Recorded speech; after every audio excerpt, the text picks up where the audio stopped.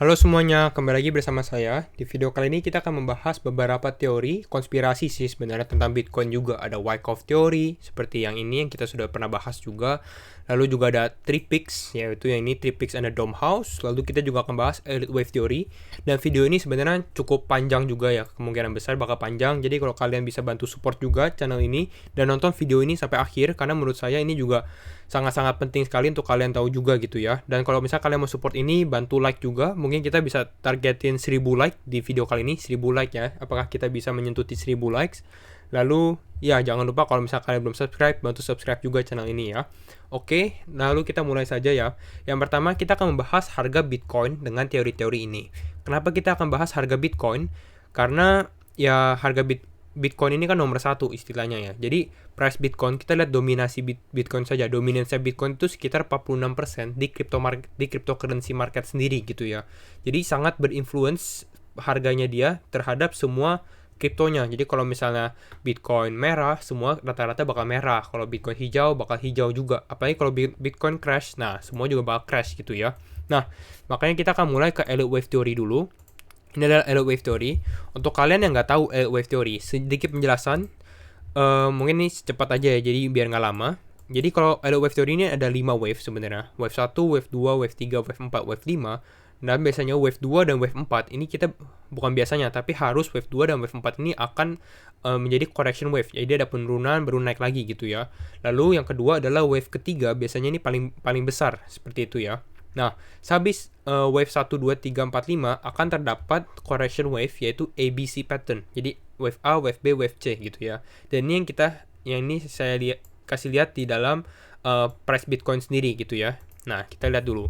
Nah, ini adalah jadi habis wave 1, wave 2, wave 3, wave 4, wave 5 akan nyambung ke ABC correction wave. Seperti itu ya. Lanjut lagi 1, 2, 3, 4, 5 correction wave. Lanjut lagi correction wave gitu ya. Nah, sekarang kita lihat dulu. Sekarang kita di mana nih? Posisi kita di mana? Posisinya mungkin di sini kalian nggak bisa lihat karena ini terlalu berantakan ya. Karena memang ini sebenarnya buat pattern Wyckoff, jadi kita kelihatan banyak tulisan. Nah, kita sebenarnya lagi di fase correction wave atau di 4. Jadi kita akan mengalami penurunan gitu ya. Nah, kita sekarang udah tahu posisi kita di mana. Kita bahas dulu Elliott Wave Theory ini dari awal. Yang pertama yang saya mau kasih lihat ke kalian adalah top wave 5. Top wave 5 itu berapa? Ini top wave 5 yang warna oranye ya, dan ini top wave 5 ya. Apa sih top wave 5 ini? Yang paling atas di wave 5 ini sebenarnya ini kan jadi previous all time high nih. Kalau misalnya kalian sekarang kita baru mulai kan. Ini top wave 5 di sini kan. Berarti ini all time high dia di sini.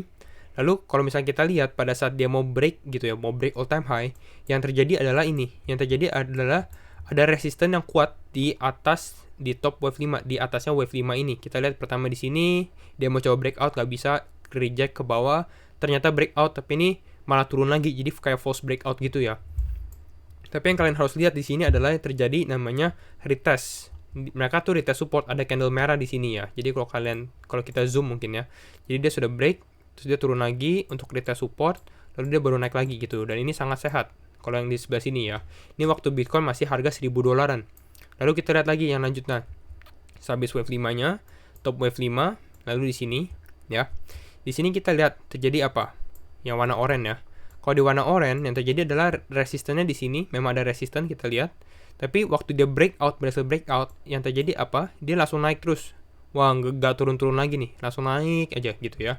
Dan kita memang lihat kalau misalnya kita lihat dari yang sebelumnya itu ada retest gitu ya. Makanya kalau menurut saya Bitcoin ini masih ada kemungkinan untuk turun seberis-berisnya ya, misalnya semerah-merahnya mungkin bisa turun ke 19 sampai 17 ribu gitu. Nanti kita bahas lagi di penjelasan di video ini.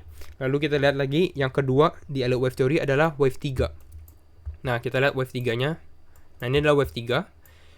Di top wave 3, saya taruh top wave 3 itu di sini karena apa? Karena ini adalah body candle-nya sendiri ya, bukan atasnya. Jadi ini body-nya di sini ya. Kita lihat setelah dia mengalami correction wave, dia correction-nya kemana? Ke topnya wave 3. Lihat kan, hampir sama kan, satu garis seperti itu ya. Lalu kita cek lagi yang di sebelah sini. Wave 3-nya topnya di sini, correction wave-nya bottom-nya di berapa? Di C-nya, kita lihat C-nya di sini, topnya di sini, di 3. Oleh karena itu, dengan melihat seperti ini, 2 kali terjadi, jadi kemungkinan besar setelah kita nanti mengalami kenaikan, kalau kalian tanya, wah kita bakal koreksi ke berapa? ya kita bisa lihat top wave 3-nya yang kita alami adalah di sekitar 64 ribuan. Jadi mungkin kalau kita naik sampai 200 ribu atau 165 ribu gitu ya, mungkin kita akan mengalami penurunan sampai 64 ribu lagi gitu ya di top wave 3 seperti itu. Nah, itu adalah poin kedua dari Elliott Wave Theory. Jadi kita tahu. Yang keempat adalah kita mau tahu sekarang, karena kita kan lagi di fase dari wave 3 mau ambil correction wave ke wave 4 gitu ya. Jadi kita mau tahu nih, kira-kira Bitcoin bisa turun lagi atau enggak? Seperti itu. Mungkin ini pertanyaan kalian ya. Nah, jadi kita ambil Fibonacci dari yang pertama. Di sini ke bawah gitu ya. Ke permulaan. Kalau kita lihat di sini, yang terjadi apa? Yang terjadi adalah dia mengalami correction di sekitar level 0,236, level Fibonacci-nya ya. Nah, kita lihat yang kedua. Kedua di sini. Kita lihat ambil dari atas sini ke paling bawah. Nah, kalau yang untuk di sini dia mengalami correction wave-nya ke berapa? Ke 0,618. Nah, kalau kalian lihat nih. Nah, correction wave-nya ke 0,618, lalu kita bandingkan ke posisi kita sekarang. Nah, ini saya udah buat juga dari level 0 ke paling atas di 64.000. Nah, 0,618 sebenarnya di 41.000 ya. Jadi kita sebenarnya udah di bawah 0,618. Tapi yang pertama itu kan 0,236 levelnya. Jadi memang kita ada kemungkinan untuk turun sampai ke 17 ribuan. Nah, karena di sini banyak sekali coretan-coretan, jadi saya ganti chart dulu nih. Kita ke chart Gemini. Sebenarnya hampir sama, ini saya juga udah bikin. Nah, di sini di chart tersebut kita lihat. Jadi kalau misalnya Bitcoin mengalami penurunan sampai ke 17 ribuan atau 19 ribu, kenapa 19 ribu? Nah, ini 19 ribunya ini adalah topnya wave 5 yang tadi gitu ya. Jadi mungkin kalau penurunan pun dari tes lagi di sini, ini justru bagus juga sebenarnya. Jadi kalian jangan panik kalau misalnya ternyata turun gitu ya. Seperti itu. Jadi ada kemungkinan lalu di level 26.000. Makanya saya juga sering bilang 26 sampai 28.000 ya. Seperti itu. Tapi kan ini nggak cocok sama Wyckoff teori kita. Nah, makanya kita akan membahas seluruh teorinya lalu kita gabungkan jadi satu juga. Seperti itu ya. Nah, ini adalah pertama Elliott Wave Theory. Kita langsung lanjut. Yang kedua adalah ke Wyckoff Theory. Nah, kita kan bahas bukan yang ini ya. Wyckoff Theory. Di Wyckoff Theory sebenarnya udah pernah saya bahas juga ya. Kalau Wyckoff Theory kalian pasti udah sering, mungkin kalian udah tahu juga gitu ya. Pertama, Wyckoff Theory ini ada dua kan. Yaitu ini adalah accumulation phase, di mana kita mengakumulasi pada akhirnya kita naik. Lalu yang kedua adalah kita distribusi, pada akhirnya kita turun gitu ya. Nah, saya sebenarnya juga udah buatin nih untuk kalian yang mau belajar. Ini ada Wyckoff Theory Bitcoin playlist, kalian lihat. Kalau yang pertama, kedua ini biasanya lebih ke arah akumulasinya sih. Kalau kalian mau lihat belajar distribusinya, ini nonton video pertama. Ini saya juga ada videonya. Lanjut ke dalam video chartnya lagi ya. Nah, untuk ke dalam chart, kalau untuk kita keluarin chart Wyckoff kali ya. Nah, mana nih? Nah, ini chart Wyckoff. Di mana posisi kita sekarang? Selalu kita tanya kan. Posisi kita sekarang sebenarnya kalau menurut saya, ini kita mungkin lagi mau tes spring. Tes ya. Karena kita mengalami spring, lalu sekarang kita lihat Bitcoin turun. Mungkin kita akan melakukan tes di berapa? Tes di 31.000 sampai di 30.000. Kenapa? Karena di sini ada support-supportnya gitu ya, seperti itu. Nah, kalau ternyata Bitcoin tapi tesnya malah ke bawah, turun lagi. Nah, kalau misalnya turun seperti ini, mungkin yang terjadi adalah bukan Wyckoff accumulation, tapi yang terjadi adalah Wyckoff distribution gitu ya. Makanya kalian harus tetap open-minded juga, karena banyak sekali kemungkinannya kalau untuk Wyckoff distribution, eventually kita bakal turun. Dan ini bahaya juga kalau misalnya memang yang terjadi adalah Wyckoff distribution gitu ya. Sebenarnya Wyckoff distribution chartnya pun juga cukup mirip kalau kalian perhatikan ya. Nah, kalian coba perhatikan. Jadi AR, kalau level AR, ini saya ambil AR-nya di sini. Lalu ini SOE adalah sign of weakness di level bawah sini gitu ya. Kalau kalian lihat, makanya di sini kita bentuk namanya support line. Kalau kalian yang tanya juga, di mana sih ambil support line? Nah, itu gara-gara itu dari AR-nya. Automatic rally sama sign of weakness-nya. Makanya kita lihat ada support line di sekitar 43 sampai 45.000. Tapi yang terjadi di distribution, kelemahannya adalah kalau kalian lihat di sini, pada saat kita turun gitu ya, harusnya dia naik lagi ke support line dia. Tapi di sini kita nggak berhasil naik menyentuh support line. Makanya menurut saya mungkin kita sekarang sudah diakumulasi karena memang di sini ada massive sell off. Tapi pun sebenarnya phase ini pun masih bisa terjadi juga. Tapi walaupun saya lebih pro ke dalam yang accumulation phase lah seperti itu. Tapi kita harus tetap open minded juga. Itu untuk Wyckoff distribusi. Nah, kita ngomongin ke chart terakhir atau ke teori terakhir. Tapi kalau teori terakhir ini juga teori yang baru juga. Saya harus kasih kredit juga kepada Kevin Svensson, kripto, dia YouTuber luar negeri tentang kripto, dia bikin 3Pix and a Dome House, lalu juga ke Bang Ihsan, yang ini juga bikin Bitcoin berpotensi 3Pix juga ya. Jadi kalian bisa leave a like juga atau nonton video mereka juga, seperti itu ya. Nah, kita akan coba bahas ini ya, 3Pix and a Dome House. Apa sih teori ini? Ini teori yang baru, jadi ini lebih detail lagi. Jadi diterapkan oleh si Bulkowski ya. Nah, kalian lihat dulu 3Pix and Dome House bentuknya seperti ini. Jadi ada 3 peak, makanya namanya 3 peak nih. 3 peaks kan, seperti itu. And a Dome House. Ini penjelasannya, kalian buka the pattern site, dia ada tulis kalau 357 artinya apa, detailnya ya, kalau kalian mau lihat detailnya. Nah, tapi kita bahas langsung aja di chartnya. Chart Bitcoin. Nah, ini saya udah buat juga chart Bitcoin 3Pix and a Dome House. Bagaimana menurut kalian? Nah, ini adalah chart Bitcoin. Kita compare juga dengan ini, bentar ya. Nah, ini 3Pix and a Dome House. Coba kalian compare. Nah, apakah chartnya bentuknya seperti sama? Kita lihat, soalnya kita lihat di sini ada 3Pix, lalu ada basementnya. Jadi kalau misalnya di 3Pix kita sebenarnya lagi dibentuk basement di bawahnya ya.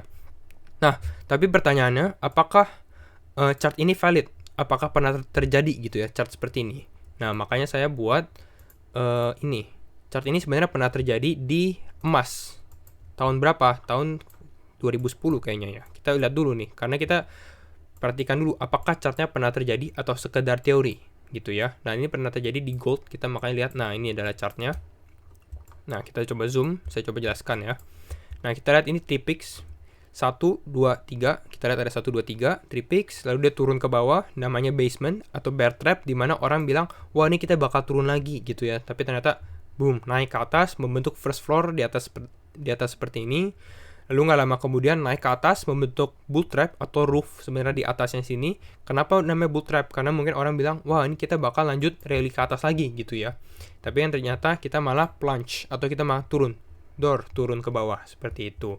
Dan ini pernah terjadi di gold. Apakah akan terjadi di Bitcoin? Makanya kita akan menganalisa chartnya Bitcoin USD juga di Coinbase dengan 3Pix and a Dome House. Seperti itu. Nah, coba kita balik mana? Nah, ini kita balik, kita lebih detail lagi ya, kita bahasnya ya. Pertama, kenapa menurut saya bisa? Nah, kita lihat. Ini satu-satu. Nah, kita lihat dari nomor 1, dia naik, dia turun kedua, dia naik, bikin yang peak pertama, nomor 3, turun ke peak 4, peak 5, turun ke 6, ke atas peak 7, terus di sini ada penurunan, turunan ke 8 gitu ya. Lalu udah 9 naik lagi, lalu sekarang kita membuat basement. Lalu kalau menurut saya kita sekarang mungkin lagi di fase wave ke 14, mau on wave fase 15. Jadi kalau di 3Pix sebenarnya kita bakal naik ke atas sebentar lagi menuju ke 15 dan membentuk first floor gitu ya.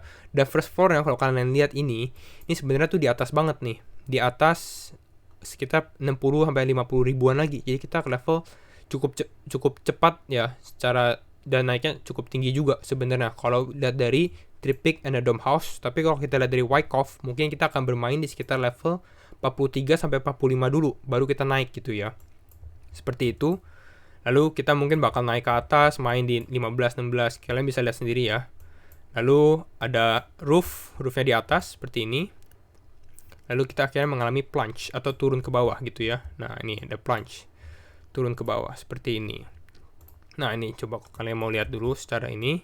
Nah, ini adalah 3Pix and the Dome House dari chartnya ya. Ini untuk chart Bitcoin sendiri. Nah, lalu sekarang konklusinya apa? Apa pendapat saya ya soal semua teori ini? Yang pertama adalah kalau kalian misalnya mau beli gitu ya, selalu belinya secara bertahap. Gitu, itu konklusi pertama. Jadi kita jangan masuk all in semuanya gitu ya. Kenapa? Karena pertama kita kalau lihat dari chart Wyckoff gitu ya, kita akan mengalami penurunan. Mungkin yang tadi saya bilang sekitar 30.000 sampai 31.000. Nah, di situ mungkin kalau kalian mau beli, bisa beli juga. Tapi ini disclaimer on ya. Karena kenapa? Karena kalian harus do your own research juga. Jadi harus open minded. Makanya tadi saya bilang bahwa bisa turun kok ke 17.000, ke 17 ribuan ya. Walaupun memang eventually kalau kita lihat kan kita misalnya turun nih wave 4 seperti ini ya, turun ke bawah. Tapi kita akan rally lagi ke wave 5 sebenarnya ke atas, mungkin ke 165.000 gitu ya.